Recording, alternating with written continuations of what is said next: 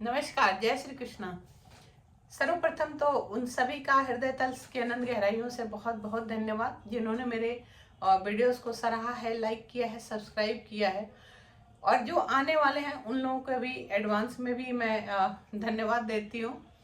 आप सबके सामने उपस्थित हूँ। भगवान जैसे हम लोग के हमारी सीरीज चल रही है विष्णु सहस्त्रनाम के चर्चाओं पे, तो आज भगवान विष्णु के जो आगे के नाम हैं उस पर हम लोग चर्चा करेंगे।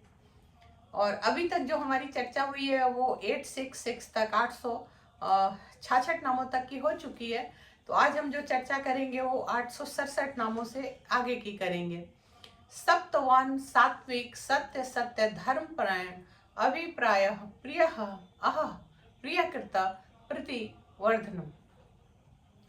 शास्त्र कहता है भगवान में सूरता, पराक्रम आदि सत्व हैं, इसीलिए वो प्रभु ही सत्ववान हैं। सत्वगुण में प्रधानता से जो स्थित हैं और इसीलिए वो प्रभु ही सात्विक हैं। साधु होने से वो सत्य हैं। सत्य भाषण और अपने धर्म को नियमित करने वाले वही सत्य धर्म परायण हैं। जब प्रलय के समय संसार भगवान के सम्मुख जा खड़ा हो जाता है और इसीलिए वो अभिप्राय हैं। प्रिय वस्तु के लिए निवेदन करने से वो प्रिया हैं। वही भगवान स्वागत, आसन, प्रशंसा, अर्घ है, पुष्प, जल, स्तुति, नमस्कार साधनों से जो पूजनीय हैं, इसीलिए अहर हैं। केवल प्रिय ही नहीं बल्कि उन स्तुति से जो भजते हैं, जो व्यक्ति स्तुति करते हैं, जो भजने वाले हैं, जो अच्छा काम करते हैं, अच्छी सोच रखते हैं, इसीलिए वही उनके लिए परमात्मा त्रिलोकी हैं, प्रियकृत हैं। जो भक्त सच्ची श्रद्धा से, भक्ति से, सत्य कर्म, सत्य वचन, सात्विकता से प्रभु का ध्यान करते हैं, वही भक्त उनको पाता है। वही भक्त अपने प्रभु को महसूस करता है। वही भक्त उस हरि को समझ पाता है, एहसास कर पाता है। इसीलिए वो प्रतिवर्धनम है। विहाय संगति ज्योति सुरुचि हुत भुक विभु रवि विरोचन सूर्य सविता रवि लोचन। जो सूर्य रूप से आकाश में गति करते हैं वही हरि जो है वो विहाय संगति कहलाते हैं, क्योंकि वही हरि जो स्वयं ही प्रकाशित होते हैं, इसीलिए वो ज्योति कहलाते हैं। वही परमात्मा, वही नारायण है, वही परम ज्योति है, वही आत्मा है। कहते हैं जो भगवान की दीप्ति, रुचि, इच्छा बहुत सुंदर है, इसीलिए वो सुरुचि हैं। जो नारायण सभी देवताओं सहित हर जीव की रक्षा करते हैं, अपने हर भक्त की रक्षा करते हैं, इसीलिए वो परमात्मा ही हुत भुक हैं। सर्वत्र मौजूद होने के कारण, तीनों लोकों के प्रभु होने के कारण वही जो हरि है वो विभु हैं। वो हरि जो हर किरण में समाहित है, रस को जो ग्रहण करने वाले हैं, सूर्य रूप में वही जो नारायण है, जो परमात्मा है, वही रवि हैं, यानी दिवाकर हैं, प्रभाकर हैं, आदित्य हैं। वही सूर्य हैं जो विविध रूपों से शोभित है, इसीलिए वो विरोचन हैं। जो सर्वत्र शोभा देते हैं, शोभायमान हैं, वो परमात्मा जो सूर्य और अग्नि में अग्नि भी हैं, अतः वही राज सूर्य हैं। संपूर्ण जगत की उत्पत्ति करने वाले वही सविता हैं। जीवों को जन्म देने के कारण उनका एक नाम सविता है।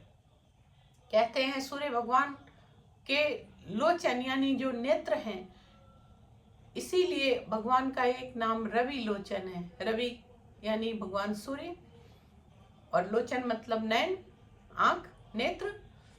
और भगवान ने कहा ही है कि ग्रहों में मैं सूर्य हूं। अग्नि भगवान का सिर है, सूर्य चंद्र भगवान के दोनों नेत्र हैं।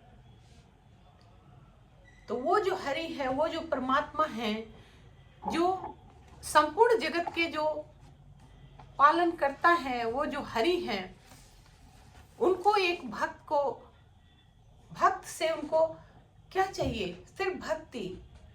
उनको प्रसन्नता मिलती है कि जिस जीव को उन्होंने बनाया है, जिस जीव के वो जन्मदाता हैं, वो जीव इस धरा पर आकर अच्छे से अच्छा आचरण करे, अच्छे से अच्छे वो काम करे, सत्य वचन बोले, किसी का हृदय ना कभी द्रवित ना करे, सदैव किसी के मन को सुख दे, किसी के जीवन को सुखी करे, वही व्यक्ति हरि का प्यारा है। अनंत हुतभुक भोक्ता सुखद असुखद नैकज अग्रज अनिवर्ण सदावर्षी लोकधिष्ठानाम अद्भुता।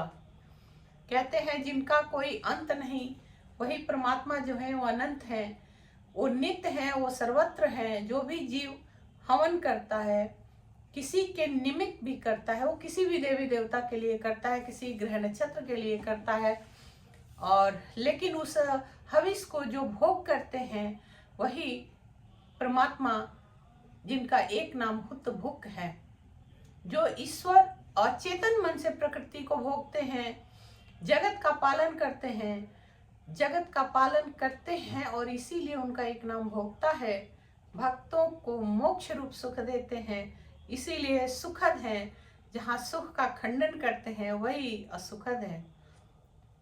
यहाँ पुनः फिर एक बार मैं कहूंगी कि जैसे हमारे कर्म होते हैं, जैसे हमारी जीवन शैली होती है, जैसे हमारे वचन होते हैं, हमारा कर्म ही हमारे सामने आता है।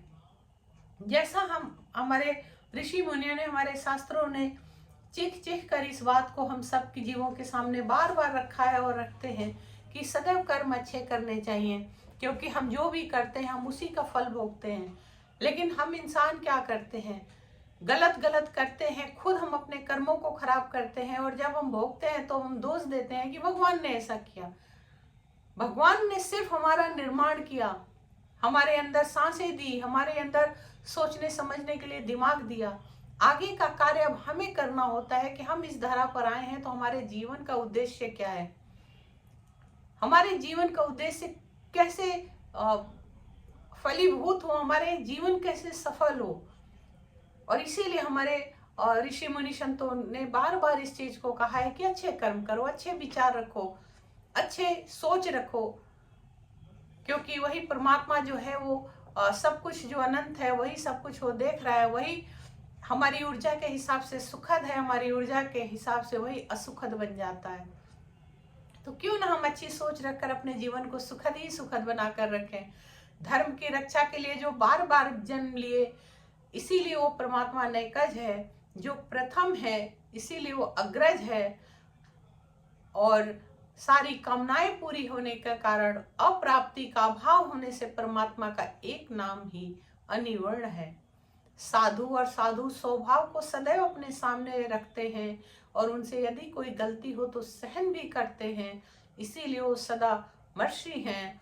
उस परमात्मा के अधीन तीनों लोक है, तीनों लोक के आश्रयदाता हैं, इसीलिए कहते हैं कि वही परमात्मा लोकाधिष्ठान है, वही परमात्मा तीनों लोकों का जो स्वामी है। कहते हैं जो बहुत बहुत को सुनने में नहीं मिलता, बहुत लोग सुनकर भी नहीं समझते, बहुत तो सुनना ही नहीं चाहते, बहुत लोग जानते ही नहीं, बहुत लोग बहुत गहराई से जानते हैं। मतलब देखिए क्या शास्त्र हमें डिफाइन करता है एक एक चीज को, कि इस निर्माण तो हर जीव का परमात्मा ने किया है, विवेक बुद्धि भी सबको दी है, पर बहुत लोग हैं जो कुछ भी नहीं जानते, उनको मतलब ही नहीं है कि परमात्मा नाम की कोई चीज है। बस खाया पिया सोया, दुनिया में आए, कमाए धमाए, बच्चे पैदा किए, चले गए, चाहे वो दुख उठा के गए चाहे सुख उठा के गए, उनको मतलब ही नहीं। लेकिन वही कुछ लोग हैं जो जानने का प्रयास करते हैं, कुछ लोग हैं जो थोड़ा थोड़ा जानते हैं, कुछ लोग हैं जो बहुत जानते हैं, कुछ लोग हैं जो बहुत अच्छे से परमात्मा को महसूस करते हैं। तो वो जो सब कुछ है वो परमात्मा सबको समझ रहा है, सबको देख रहा है। इसी और कहते हैं समझने वाला भी जो है वो कभी निपुण नहीं होता, कोई आचार्यों से पंडितों से सुनकर भी उनको पूरी तरह नहीं समझता। कोई पंडित भी जो हमारे गुरुजन है, ऋषि मुनि हैं, जो पंडित हैं, जो हमें समझाते हैं, जो वो भी पूरी तरह उस परमात्मा को नहीं समझते। जो बहुत यज्ञ तप करके भी जो परमात्मा को जानते हैं वो भी पूर्ण रूप से नहीं जानते। कहने का मतलब कि वो जो परमात्मा है वो अद्भुत है, उस परमात्मा के था तो कोई लगा ही नहीं सकता, कोई समझ ही नहीं सकता, कोई उनको जान ही नहीं सकता। वो अनंत है, उनकी लीलाएं अनंत है, वो परमात्मा को पूर्ण रूप से समझना तो किसी के वश की है ही नहीं। वो प्रभु जो है वो सनात है, सनातनम है, कपिल है, अव्यम है, स्वस्तिद है, स्वस्तिकृत है, स्वस्ति स्वस्ति भूक स्वस्ति दक्षिणम। सनात जो चिरकाल से है, हर काल में भी परमात्मा का ही एक ही विकल्प है। विष्णु पुराण में भी हमारा एक ग्रंथ है विष्णु महापुराण, उसमें लिखा है कि पर ब्रह्मा आप द्विज हैं, प्रथम हैं, अव्यक्त हैं, प्रकृति हैं, व्यक्त हैं, महत्ववादी हैं। इन सब से इतर आपका जो स्वरूप है, सबके कारण होने से भगवान ब्रह्मा सनातन से भी अत्यंत सनातन होने के कारण आप सनातनतम हैं। वही परमात्मा कपिल हैं। अपने किरणों से जल को पीने के कारण सूर्य का एक नाम कपि है। जो सूर्य की किरणें होती हैं वो इतनी उनमें तेज होती है कि जमीन से सोचिए वो जल को खींच लेते हैं। जल जो होता है उनकी किरणों से, उनकी गर्मी से, उनकी तपिश से वाष्प बनकर उड़ जाता है। और वो जो समझे कितनी उसमें गर्मी होती है कि नीचे धरती से उस जल को वो जो प्रकाश होता है उड़ा देता है। और इसीलिए भगवान सूर्य का ही नाम एक कपि है। जैसे वाराह भगवान को भी वैसे कपि कहते हैं, क्योंकि वही जो परमात्मा है वो श्रेष्ठ है। शास्त्र यहाँ बार बार एक ही चीज कहता है कि वो श्रेष्ठ है। उसकी श्रेष्ठता को मापना आपके वश में नहीं है, उस श्रेष्ठता को आंकना आपके वश में नहीं है। हम जीव हैं, हम यहाँ आए हैं कर्म करने के लिए। हमें कर्म अपने अपने कर्मों पर ध्यान देना चाहिए, प्रभु की प्राप्ति के लिए अपने आचरण पे ध्यान देना चाहिए, क्योंकि हम उस परमात्मा को पूर्ण रूप से कभी नहीं जान सकते। एक भक्त के लिए वो सहज है, सरल है, सुलभ है, लेकिन सिर्फ एहसासों में सुलभ है। उसकी जरूरतों में, उसके दुख दर्द में वो सुलभ है, सहज है, सहजता से प्राप्त हो जाते हैं, सहजता से अपने भक्त की मदद करते हैं। लेकिन जानने के लिए कोई उनको नहीं जान सकता। वो चाहे कितना भी जप तप करके, कितने भी ऋषि मुनि हो गए, वो भी समझते समझते, जानते जानते, जाने कितने लोग इस तरह से चले गए और कितने लोग हैं जो समझने का प्रयास कर रहे हैं, पर उस परमात्मा को कोई नहीं समझ सकता। ये सत्य है। इस विषय पे हमको नहीं जानना है कि हमें भगवान को जानना ही जानना है, ये मतलब नहीं होना चाहिए। बहुत लोग जिद में आते हैं, नहीं हमें भगवान को ना, आप कभी नहीं जान पाओगे। बड़े बड़े लोगों ने, महर्षियों ने नहीं जाना। हम और आप क्या चीज होते हैं? हम तो बहुत मामूली से जीव हैं। हम इतना कर सकते हैं कि बस हम ऐसा कोई कर्म ना करें कि किसी का दिल दुखे, हम ऐसा कोई कर्म ना करें कि मेरे कर्मों से किसी को कष्ट पहुंचे, किसी को हम हंसाने का कारण बने, किसी को रुलाने के कारण हम कभी न बने, किसी को खुशियां देने के हम कारण बने, किसी को दुख का कारण हम कभी न बने, कभी किसी के तकलीफ का हम कारण कभी न बने, किसी के दिल से आह निकले उसका कारण हम कभी न बने। हम ऐसा कारण बने कि कोई हमें दुआ दे ना दे, बद्दुआ कभी ना दे। हम लोगों के लिए ऐसा कारण बने कि हम किसी का भला करें ना करें, लेकिन किसी को दुख न दें। उसके लिए और परमात्मा को बहुत जानने का प्रयास नहीं करना चाहिए। परमात्मा में अटूट भरोसा करना चाहिए, विश्वास करना चाहिए। एकमात्र होना चाहिए कि परमात्मा है, ये जो कुछ भी है ये सब कुछ ईश्वर का है, उसी की देन है। परमात्मा है, परमात्मा सर्वत्र है। जब आप ये अडिग विश्वास अपने मन में रखते हैं, उस भक्त के लिए परमात्मा एक एहसास में हर वक्त दिखता है। जिद्दी नहीं बनना चाहिए कभी भी, जिद करके भक्ति नहीं करनी चाहिए। जिद में कभी परमात्मा को प्राप्ति करने के लिए कुछ प्रयास नहीं करना चाहिए, क्योंकि परमात्मा भक्ति का, भाव का भूखा है, वो जिद का भूखा नहीं है। तो कहते हैं कि प्रलय काल में सभी जीव भगवान के जब शरण में गए तो इसीलिए अव्यय हैं।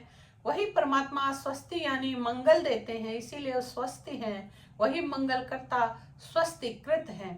भगवान का मंगलमय रूप जो कहते हैं वो नित्य स्वरूप है, वो परमानंद रूप है, वो आनंद रूप है, इसीलिए वो स्वस्ति है। वही भक्तों की रक्षा करते हैं, इसीलिए वही प्रभु जो है वो स्वस्ति भूख है। कहते हैं जो बढ़ते हैं, जो बढ़ाते हैं, जो सर्वसमर्थ हैं, इसीलिए स्वस्ति दक्षिण है। दक्षिण शब्द से उसे भी कहते हैं शास्त्रों में। जो दक्षिण का मतलब है वो ये भी दिया है कि दक्षिण का मतलब होता है शीघ्र करने वाला। एक तो हमारी दिशाएं होती हैं, उनमें हम कहते हैं दक्षिण, पूर्व, पश्चिम, उत्तर, दक्षिण, लेकिन शास्त्रों में दक्षिण का महत्व बताया गया है कि दक्षिण शब्द उसे कहते हैं जो शीघ्र करने वाला हो, जो शीघ्र देने वाला हो, जिनके स्मरण मात्र से सर्व सिद्धियां प्राप्त हो जाती हैं, इसीलिए वो स्वस्थ दक्षिण है।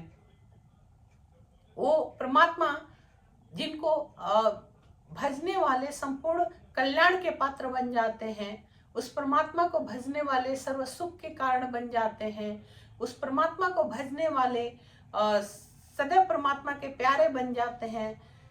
जैसे श्री कृष्ण के स्मरण मात्र से आपके हर पाप कट जाते हैं, पाप के आपका क्षय हो जाता है, आपके पाप के टुकड़े टुकड़े हो जाते हैं। उसी तरीके से वही जो श्री कृष्ण है, वही हरि है, वही जो है वो परमात्मा है, वही प्रभु जो सदैव अपने भक्तों की रक्षा करते हैं, कभी अपने भक्त का साथ नहीं छोड़ते। अपने प्रभु जो है अपने भक्त का सदैव ख्याल रखते हैं, सदैव वो एक पैर उठाए रहते हैं, एक पैर सदैव उठाए हुए वो आपके लिए वो तत्पर रहते हैं। किसी रूप में वो पलके बंद किए हुए वो सर्वत्र देख रहे होते हैं, किसी रूप में वो वहीं पे धनुष उठाए हुए सर्वत्र रक्षा करने के लिए तैयार रहते हैं। कहीं वो बंसी बजाकर आनंद में आपको प्रश्नचित्त करने के लिए वो तैयार रहते हैं। आपके हर कष्ट, दुख, दर्द से उबारने के लिए वो तैयार रहते हैं। तो उनके तो अनंत रूप है, अनंत लीलाएं, अनंत नाम है। हम लोग तो जीव मात्र थोड़ी चर्चा कर सकते हैं, आनंद उठा सकते हैं। और रुद्र, कुंडली, चक्री, विक्रमी, ऊर्जित शासन, शब्दा दिग्गज, शब्द सहस सिर सर्वेकर, कर्म, राग, कोप, ये जो रौद्र रूप है वो अपात काम होने के कारण राग द्वेष है का अब, और यही राग द्वेष का अभाव होने से ये तीनों रौद्र यानी अरौद्र हैं। शेष रूपधारी होने से वही कुंडली है। कहता है शास्त्र की सूर्य मंडल में कुंडल की भांति ही है, इकलौते, इसीलिए भी वो कुंडली हैं। संपूर्ण लोगों की रक्षा के लिए जो सुदर्शन चक्र धारण करने वाले, वही जो सुदर्शन चक्र धारण करते हैं, वही परमात्मा जो है वो चक्री हैं। भगवान विष्णु जो वायु को उसके वेग से मोड़ देते हैं, वही परमात्मा अपने हाथ में चक्र धारण करते हैं, समस्त रूपों से विलक्षण है। इसीलिए वही जो हरि है वो विक्रमी हैं, जिनके स्मृति रूप शासन अत्यंत उत्तम है, उत्कृष्ट है, इसीलिए वो शासन उनका एक नाम है। शास्त्र कहता है कि सारी स्मृतियां, सारी आज्ञाएं, सारी ऊर्जाएं मेरी ही हैं। भगवान संभव न होने के कारण वही शब्दादिक है, क्योंकि शास्त्रों में उल्लेख है कि प्रभु ने यही शास्त्र कहता है कि प्रभु ने यही कहा है कि जो कुछ भी है इस दुनिया में, इस सृष्टि में, वो सब कुछ मेरी ही है। मैं ही स्मृतियां हूं, मैं ही जो आज्ञाएं हूं, मैं ही ऊर्जाएं हूं। प्रभु चाहेंगे तो आपको याद रहेगा, प्रभु चाहेंगे तो आपकी स्मृति में वो सब कुछ शेष रहेगा। वही चाहते हैं तो स्मृति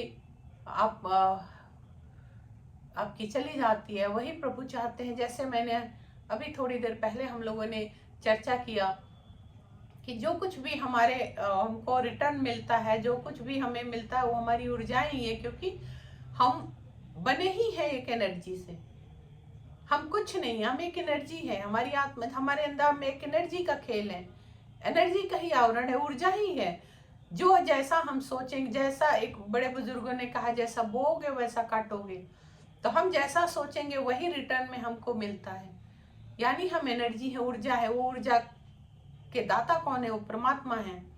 कहते हैं भगवान संभव न होने के कारण भी शब्दादि गए, जिसका योगी ध्यान करते हैं, जिनकी सिद्धियां प्राप्त होती हैं, उसी पर ब्रह्मा का समस्त वेद शास्त्र वर्णन करते हैं।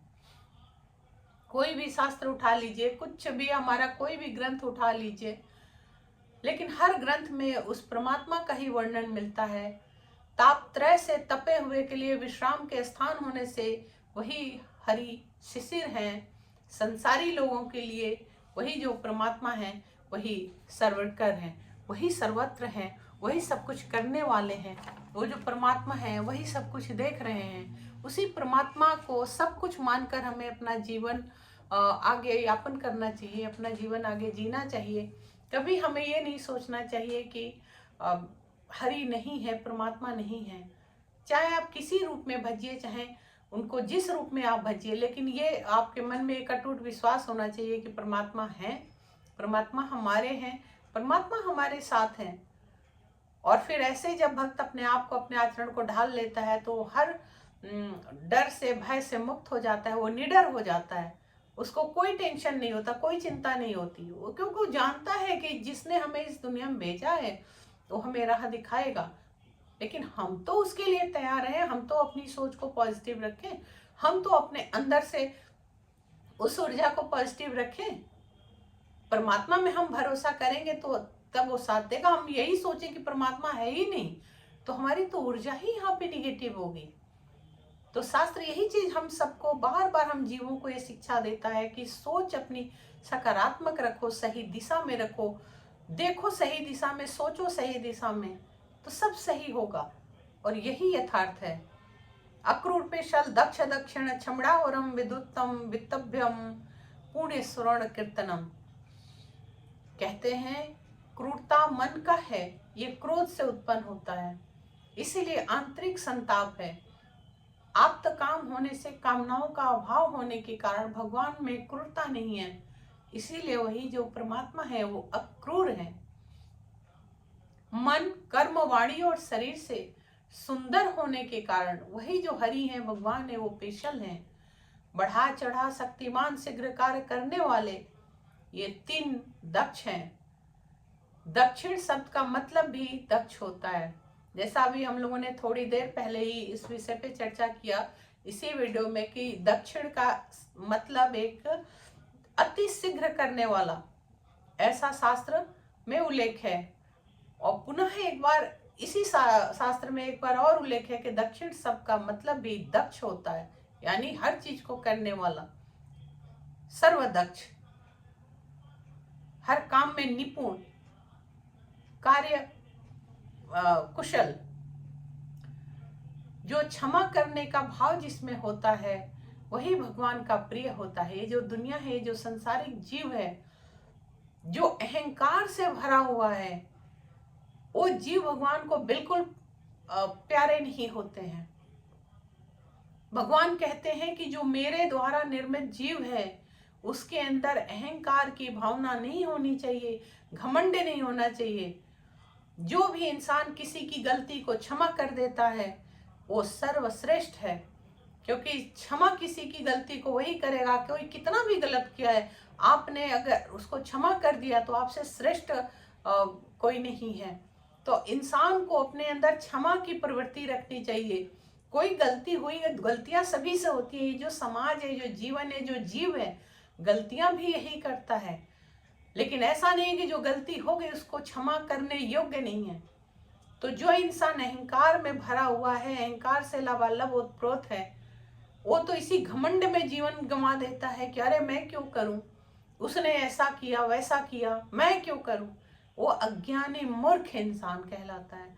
और जो इंसान समझदार है, ज्ञानी है, वो इंसान उस बात को क्षणिक दिल में लगाता है, फिर समय के साथ उसको भूल जाता है। वो कहता है अरे छोड़ो, क्या हुआ, वो उसकी सोच थी, उसके कर्म थे, उसने मुझको ऐसा सोचा, मेरे लिए ऐसा बोला, या उसने ऐसा मेरे साथ व्यवहार किया, मैं इसे क्यों सोचूं। जो उसने किया वो उसका कर्म था, मैंने क्षमा कर दिया, ये मेरा कर्म है और ये उत्कृष्ट कर्म होता है। कभी किसी की बात को जीवन में, मैं भी पुनः आप लोगों से ये कहूंगी, किसी चीज को जीवन में, तमाम ऐसे परिवार से लेकर नाते रिश्ते, दोस्त, इष्ट मित्र, समाज, दुनिया में ऐसे चीजें बारंबार आती हैं जीव इंसान के जीवन में। जब तमाम चीजें बिगड़ जाती हैं, रिश्तों में खटास आ जाती है, रिश्तों में दरारें आ जाती हैं।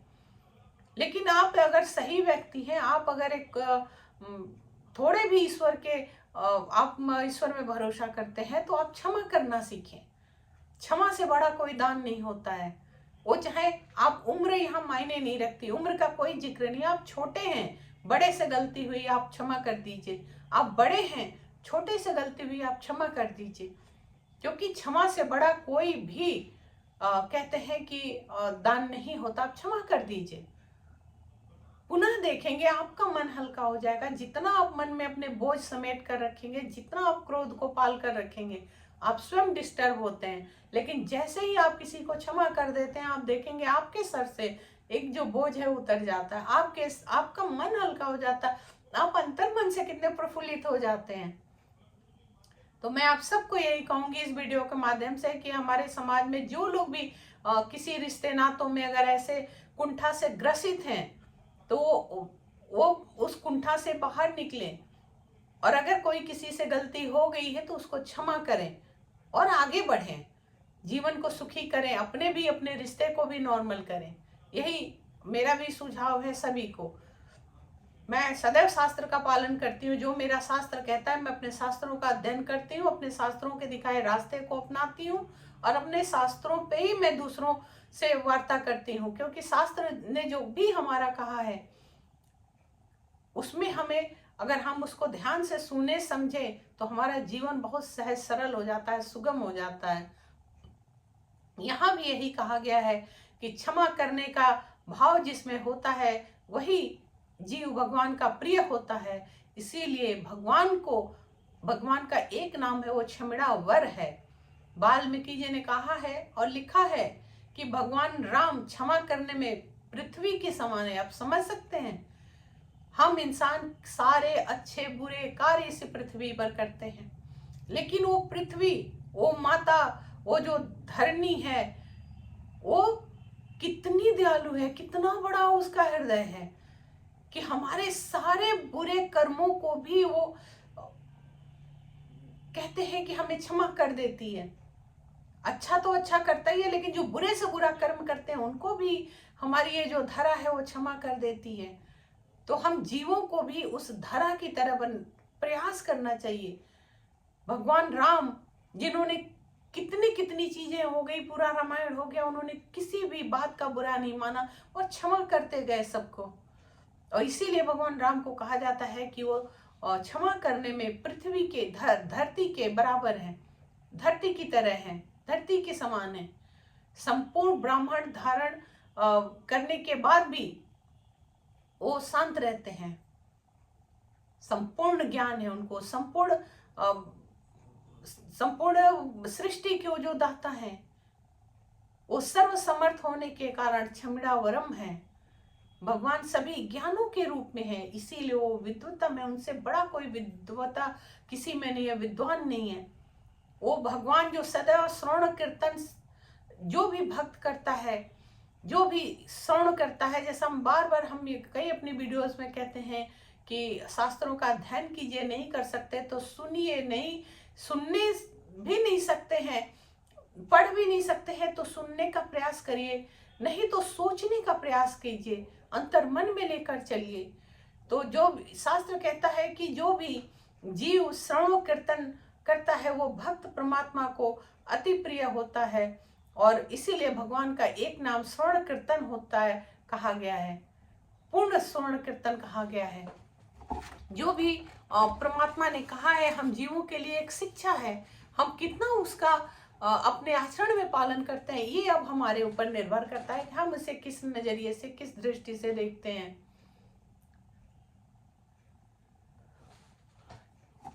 और पुनः एक बार आप सबसे यही कहूंगी कि जो भी कहते हैं शास्त्र ने जो कुछ भी कहा है, मैंने आप सबके समक्ष उसे रख दिया। जो भी मैं अपने नजरिए से भी जो दुनिया को देखती हूँ, मैं उसी पे सुझाव देती हूँ, वैसा ही मैं आप सबके समक्ष रखती हूँ। तो आप सबसे यही निवेदन है कि जो लोग भी, जैसे मैंने लास्ट में कहा है ना कि क्षमा करना, तो क्षमा करने वाले बनिए, मन में अपने क्रोध को न पाल कर रखें, अपने रिश्तों को जितना आप समेट सकते हैं, सहेज सकते हैं, संभाल सकते हैं, उतना संभाल कर रखिए। और अपने को किसी चीज से मत बांधिए, अपने आप को किसी चीज से बांध कर मत रखिए। सब अच्छा अच्छा कीजिए, अच्छा अच्छा सोचिए, अच्छा अच्छा बोलिए, लेकिन अपनी सोच को पुनः ऊपर रखिए और सदैव अपने हृदय में हरि को लिए स्थान रखिए। सदैव परमात्मा का ध्यान कीजिए, परमात्मा को स्मरण कीजिए, श्रवण कीजिए, क्योंकि वो जो हरि है वो सदैव आपके साथ है। दुनिया के नाते रिश्ते ये तो आते हैं जाते, बनते बिगड़ते, रूठते मनाते, ये यूं ही गुजर जाने हैं। ये जिंदगी बहुत छोटी है।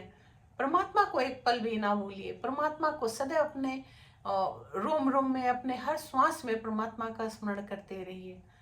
प्रभु सबका भला करे। पुनः आप सबका बहुत बहुत धन्यवाद। और एक बार चलते चलते एक बार निवेदन जरूर करूंगी, प्लीज मेरे चैनल को ज्यादा से ज्यादा सब्सक्राइब करें, लाइक करें। हरे कृष्णा।